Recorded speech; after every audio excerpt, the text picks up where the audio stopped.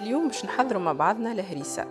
ناخذوا فلفل احمر كما تشوفوا فيه في الفيديو، نغسلوه بالماء ونكيته جفال على الاقل 5 مرات، نقسموه في 2 ونحيو منه الزريعه ونحطوه باش يتفور في مقفول وكسكاس معبي الشطر بالماء على الاقل ساعه لين يهبى بالكدا.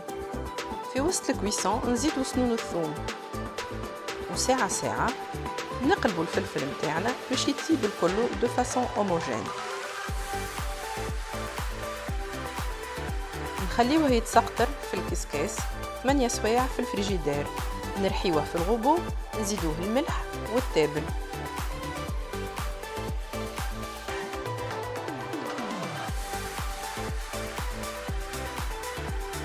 وهذه التكستور اللي نتحصلوا عليها. صحة وبالشفاء.